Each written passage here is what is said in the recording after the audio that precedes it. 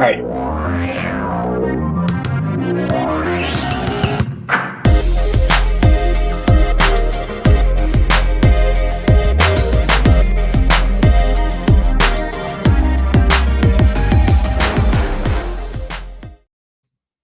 What's up, everybody, and welcome to the Box Out Boys podcast. And there's no preamble tonight, guys. We might have just watched the greatest game in NBA Finals history, if not one of the greatest games. Certainly the greatest game of the series. A 29-point comeback by the New York Knicks. Insane shit after insane shit. Guys, Joey, you were up here. We were talking pre-pod. You can't let this happen. Multiple things happened that happened at the end of the game. But just what are you feeling right now after that game? You thought this was a 30-point blowout. It was not. The greatest game in a long, long time. Greatest choke in a long time. In a long, long time. I don't know what the Spurs are doing. They had this game in the bag, obviously, 29-point lead. Gave it all back. The shot selection for the Spurs down the stretch here is going to be questioned, and it should be questioned, and it should be scrutinized beyond belief. Brunson, absolute hero ball again. That dude is unbelievably clutch late. I mean, you got to box out the inbounder. Wemby slow to get back. He's kind of standing there watching the play develop, and you're just the tallest guy on the floor. Move.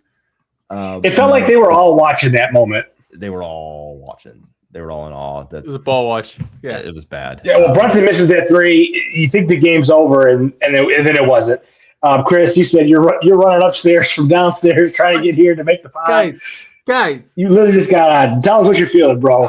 What? Like there were 4 seconds. There were 4 seconds he took the shot. Like what? There was no play. Like, all right, what's the play? Let's see what the play is. It's just it was just Brunson. Brunson come up, dribble. I don't even know if he took 2 dribbles. It was just dribble. It was just like whoa. Like he's not gonna. That's what I said. Like that's the shot. The look you're getting. That's the shot you're getting. Okay. And then all of a sudden, OG, because don't guard I haven't seen this. Like we've been watching a lot of games, guys. I've seen guys mostly guard inbounder. Guard the man up. Like I don't understand why you don't just man up. And you man up even for situations like this where they're inbounding at half court. OG free reign. Free run to the rim, man. And the way he tapped it in too, by the way, after he even made it, I was like, did that go in? Is that gonna I literally questioned, like, is that gonna count? Like for some reason, of course it's gonna count, but like it didn't seem like a kind of tip that should have gone in. It did. It was a beautiful play. Play. Perfect. I think any one of us could have made that play. Dude he had a free runway. No, hold on. Here's what I'll say. It's gonna look so easy. But the fact that he, full head of steam, had enough body control and touch at the rim to just barely give that ball enough movement to get in the basket. Like it's a beautiful play. It's just a beautiful play, and it's any one of us could do it. As in, nobody stepped in front of him. Like nobody stepped in front of him. Yeah, but that was rundown. If you want to know who the player Anunoby is, I mean, I know he was lighting everybody up from 3 today, but that play in particular, that's who Anunoby is, man. That's the guy that could just makes the right play, right time. And unbelievable. It's going to be like Anunoby, another great game, and tough loss. 7 of 9. Yeah, the threes he's making this game were unreal. I mean, he takes over. Saves Hart from kind of being a bit of a scapegoat here. A missed layup, and then was it the bad foul or the missed rebound? Yeah, a bad foul at the other end.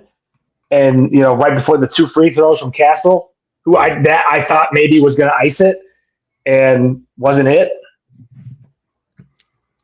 That was Guys, was both of those, right? He made both. Yeah. Wemby missed a pair. Wemby misses a pair. Wemby misses a pair. I said when he missed that. I texted you guys he missed that, and it was about the Josh Hart thing. But by the time I sent it, but he already missed one. Then he missed another. Yes. Are you serious? Yeah. That was.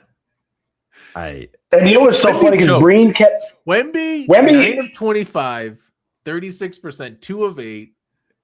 We got to start talking about this. I mean, I love Wemby, but where is this guy in the fourth quarters of these games? He is nowhere. He is gassed. That dude has nothing left in the tank. He played 44 minutes. Just 43, 55 seconds. 44 minutes. He's looking like SGA in Game 7 of the OKC series. Yeah. I mean, and I get it. Like, I think this is his first taste of the pressure, and I think that's why we're seeing him being so gassed and just so. Like, I'm going to give him leniency because he is so young, and he'll be back here, for sure in a revenge series at some point. But I just like the idea. But this series right now, I don't know about the Knicks, but this series right now, I just, where is the guy? He's gotta do something, man. You gotta force something. My meathead take is the being gassed. That's unacceptable. Like the dude's. Yeah, I don't care how young he is. Like I'd rather him be hustling his ass off and he misses a bunch of shots, and you can say like, hey, he's young, the pressure's getting to him. But like. But how many 3-point shots did he settle? Yes. And he comes back in the game. He should have been on him, posted up every single time, put him in every play. I mean, it just makes no sense. Like where's the play? Like I just don't understand what the game plan was coming out of halftime. Of the game plan to me was clearly we got this at the just bag. keep shooting. Yeah, a bunch of shots. Let's just do what we did. Hey, make 66% of your shots in the second half too, if you can, guys. Yeah, that was great. You guys made everything. Let's just keep doing that.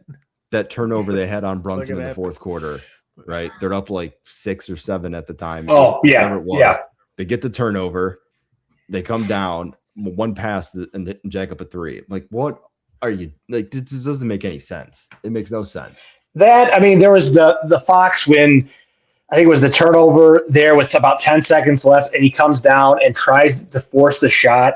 And I get it. The layup was sort of there. He had space. I get trying to end it because if he makes that, they're up 3.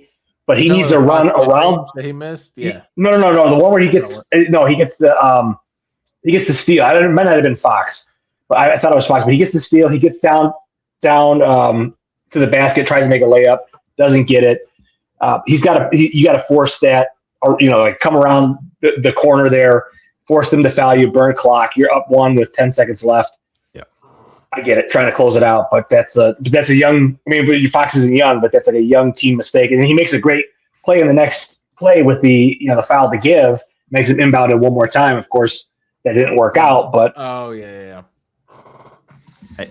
there was so much that happened. I don't remember it all. This was crazy. The play before that, when Fox had his little mid-range shot that he hit in Game 3, I was like, "Oh, he's gonna hit this again. Great, he'll do that again." Yeah, just what he does, and he missed it, and I was like, okay."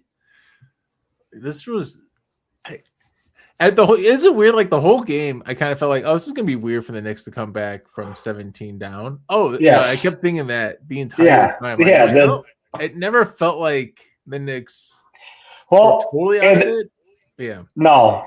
And that's the other thing, too. I really don't trust these Spurs leads. I mean, we were over at I watched the first half over at some family house. Shout out to my Uncle Loy for hosting us to let me watch the game here a little bit. And we, they got to the hot start again, and I said they got to hot starts every time. And the Knicks, or they always give it up. And then I gotta call my grandma out here. I'm really sorry, Grandma. I know you're going to watch this tomorrow, but she texted me at halftime and said, I stopped watching. I'm going to sleep. She's rooting for the Knicks, by the way. And I texted back and said, a lot of time left. And she goes, no, there isn't. And I can't wait to get off this pod and text her at 11 o'clock at night. Should have stayed up. Graham, what's up? But but like when I texted her that, even though I think they were up 30 at the time, you know what I mean? Or the 29. I'm going. It's just there's so much time left, and in this NBA, these 20-point leads they can evaporate, and we saw it. We saw it go from like you said, Chris, from 17 to 13 to 10, and it just slowly, methodically, they wore down the Spurs, and the Spurs just looked like they were felt like they could hang on, And that's, I think, the lesson that they learned tonight was that in the NBA Finals, you can't just try to hang on. You have to go get it. I mean, give it to New York when the deficit was at 11 and then went down to 9 and then went to 11 again, never forget, and then went down to 9 again. And it just felt like, oh, they're in this. There's still 6 minutes. And it was 6, and then it was 6 minutes. There's 4 minutes. It's a 9-point game. I'm like, they still got this. When they got it to that point, that's when I was like, I think they're coming all the way back. It's just a matter of time. Go ahead, Joey. It's such a collective failure for the Spurs. Like it's not even like an individual. Like they all were just complicit in this failure. You can't give this up. You can't give up that lead. You know who was good though? Vassell's the only guy that like. I was gonna say Vassell. He was hitting like 1-footed 3-pointers in the second quarter. I was just like, this is unreal. What this guy. I mean, they were all great in the first half. First half, that's true. They looked untouchable. First half, I don't remember Vassell in the second half, so that's fair. That's even though he had 1-3, I think. That's like an organizational failure to come out at halftime. I mean, I like jokingly said like, 4 to 6 minutes. Like basically what I was saying is, hey, if this game doesn't get close, I'm saying let's not action pod, because if it's a 30-point game, it's nothing to talk about. But credit to the Knicks for keeping in on this one. I mean, Alvarado comes in. Chris, what'd you say? Alvarado over Bridges? 100%. I mean, and I doubled down. Bridges is on the bench. On the bench in clutch minutes. Clutch time. 5 picks for this guy. Is he the smartest head coach? He's the best. I think he's working right now, dude. He understood the assignment. The man is working. He just doesn't have it. Yeah. Even during the game, I'm like, Michael Bridges again, just not doing it. It's just not doing it, man. And like you said, to have the balls to go. You know what? Fouls. He had 0. Alvarado. Bridges. Alvarado had 5 in 9 minutes. Yeah. He finished with 15 minutes. He was working it. Yeah. Alvarado, like that 3 he hit 2 threes, but the second 3 he hit was just like no way. Just like that. I said no way like probably like 8 times, because there's just like there's no way they're coming. Like when Brunson hit the 3 over Wemby, it was like, oh okay, that was the one. Yeah, that was like unbelievable. That was another one where that's when I started to believe. I was like, oh no, they're getting this one, man. There's no way. Like maybe the Spurs suck this out, possibly, but if they win this game, they shouldn't win this game. The Knicks deserve this win. This is unbelievable. They absolutely do. We didn't even talk about the last play of the game. I mean, we did was wide open. Kind of, yeah. We did like right around the guard the inbounder, yeah. No, like the Spurs. Castle was wide inbound. Open. Yeah, I mean, he threw it up perfectly. You catch the ball. Yeah, but the pass was horrible. No, the pass seemed horrible. The pass wasn't great, but like the pass seemed low. Yeah, you got to make that happen. Yeah, he bobbles it. Yeah, the dude was wide open. He came off that roll and was because everybody thought Wemby, and they're like, we're gonna roll the rim with somebody else. I was like, oh my god! I remember they were saying like, oh, like, there's no goaltending on an inbound. There was something else I was going to say. Oh, I did love dribble around for it. And I'm like, is he going to follow him? No, it's over. Yeah, okay. It's over. One little note from watching with family. Everybody at the house was saying, could you imagine paying $20,000 for a ticket to watch your team get their ass kicked? You know, they didn't say ass. I'm adding that in. To get your butt kicked. And then I'm thinking as this game's closing out, I'm going, that's why you paid the $20,000, man. I'm like, this game's worth $20,000. That right there is worth $20,000, dude. I don't care. If I was there, I'd be like, I don't care. It was worth it. I had that thought, and after halftime, I was watching the stands. I was like, okay, there's a couple empty seats, and I was like, did people leave on this? And then they came back in. You gotta pee. I was ready to go to town. Yeah, you're ready. This place leaves these guys. Ready, But they didn't. How about like my grandma did? Saw her pretty easily on the sideline there, just like she's tall.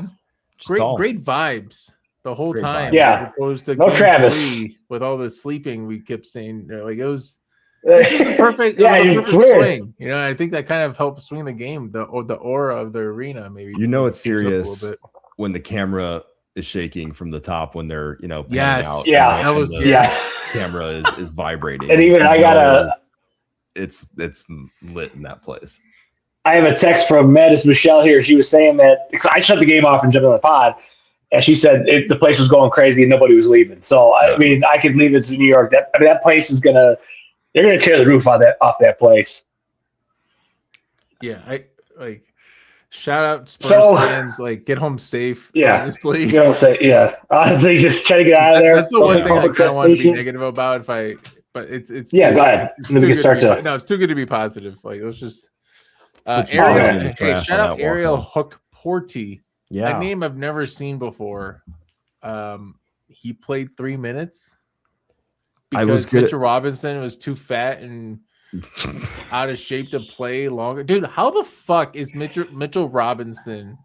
Like, he's what annoys people about the NBA. Where, like, he's just a body, so he can play, but like he can't shoot.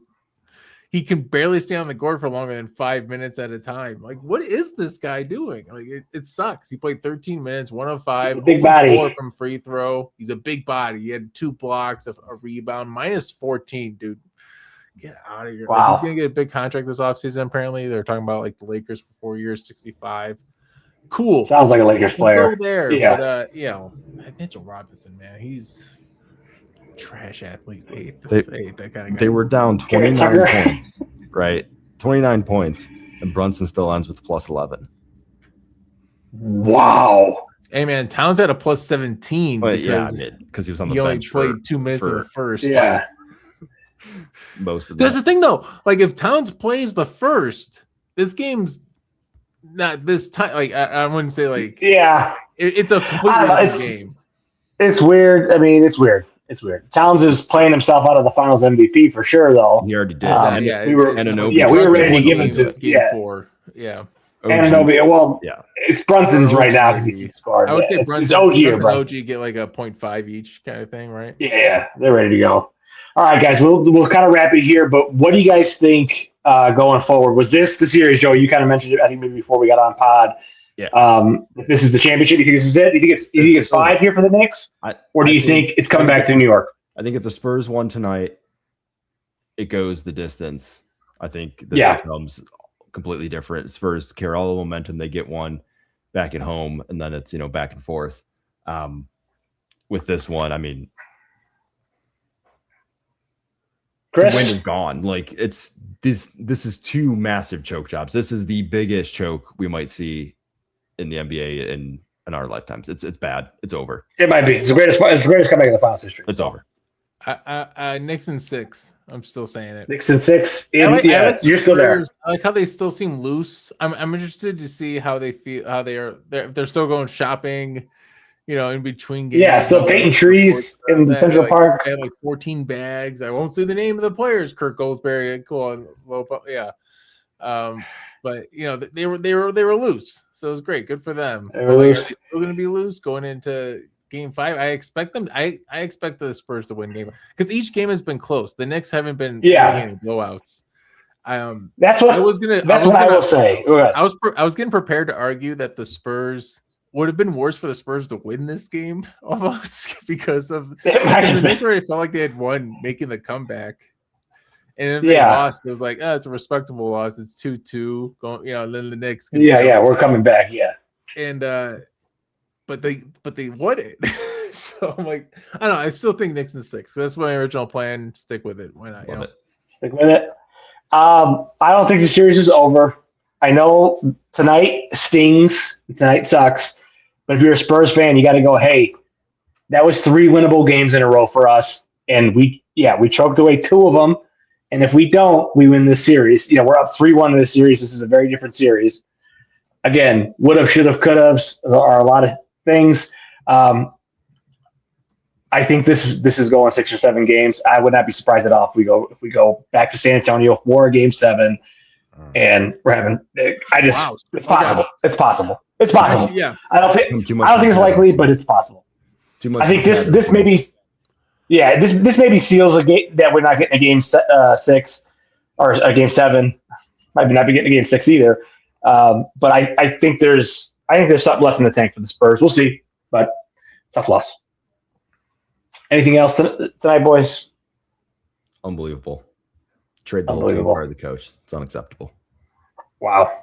I don't know about that. I just want to apologize to my house. I woke most people up just yelling, he missed that, and other things. I've been pretty good this postseason for the most part. This was the first game. This was you had to let it out. It was too much. It was too much, guys. And I'm going to apologize for the text I will be sending my grandma. I'm sorry, Grandma, but you can't go to sleep like you can't go to sleep. I know you're old. I know you're 80s pushing 90s, but it's gotta be up. You gotta be up for the losses, quote unquote, the losses as much as you are for the wins. Because she's texting me after every game, rubbing it in on games 1 and 2. So your turn to return the favor. My turn to return the favor. Oh, hey, you should have stayed out. So all right. Well, that is it for us tonight. Join us Saturday night, man. We'll be ready to go. See, maybe we're talking about a Knicks championship.